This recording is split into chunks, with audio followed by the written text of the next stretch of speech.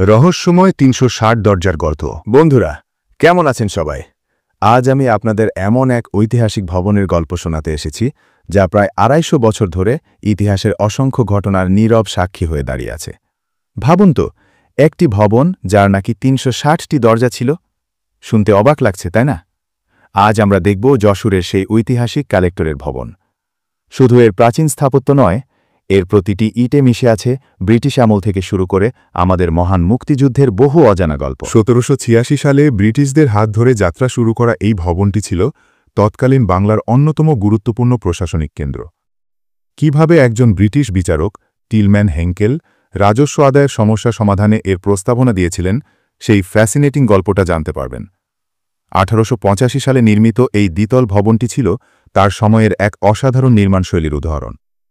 কথিত আছে এতে ৩৬০টি দরজা ছিল। কিভাবে এত বড় একটি ভবন তৈরি করা হয়েছিল এবং এর স্থাপত্যে কি কি বিশেষত্ব রয়েছে তা আমরা দেখব। একসময় এটি জেলার রেজিস্ট্রি অফিস ছিল, আবার পরবর্তীতে দীর্ঘদিন পরিত্যক্ত অবস্থায় পড়েছিল। কিন্তু এখন এটি কিভাবে নতুন রূপে সেজে উঠেছে এবং যশোরবাসীর এক নতুন বিনোদন কেন্দ্রে পরিণত হয়েছে তা দেখলে আপনি অবাক হবেন। এই ভবনের প্রতিটি কোণায় লুকিয়ে আছে ইতিহাস, ঐতিহ্য আর অসংখ্য অজানা গল্প। তাহলে আর দেরি কেন? চলুন শুরু করা যাক আমাদের আজকের যাত্রা। ভিডিওটি শেষ পর্যন্ত দেখবেন, কারণ শেষে আপনাদের জন্য একটি বিশেষ তথ্য অপেক্ষা করছে। ৩৬০ দরজার রহস্যময় প্রাসাদ। তবে বর্তমান যে দ্বিতল ভবনটি আমরা দেখছি, এর নির্মাণ কাজ শুরু হয় ১৮৮৫ সালে। সেই সময়ে এটি ছিল এক বিশাল কর্মযজ্ঞের ফসল। জনশ্রুতি আছে এই ভবনে নাকি ৩৬০টি দরজা ছিল। অবিশ্বাস্য মনে হচ্ছে, তাই না?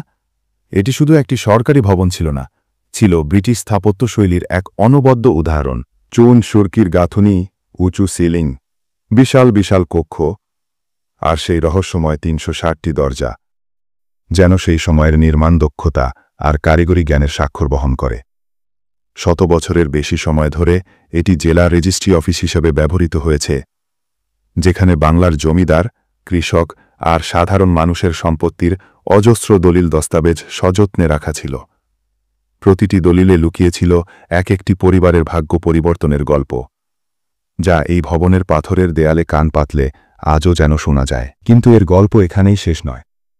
সম্প্রতি যশোর জেলা প্রশাসন এই ঐতিহাসিক নিদর্শনের দিকে হাত বাড়িয়েছে। এক ব্যাপক সংস্কারের মধ্য দিয়ে এর পুরনো জৌলুস ফিরিয়ে আনা হয়েছে। আধুনিক আলোকসজ্জা, সুন্দরভাবে সাজানো বাগান, বসার জায়গা, সবকিছু মিলে এটি এখন এক নতুন রূপে ধরা দিয়েছে।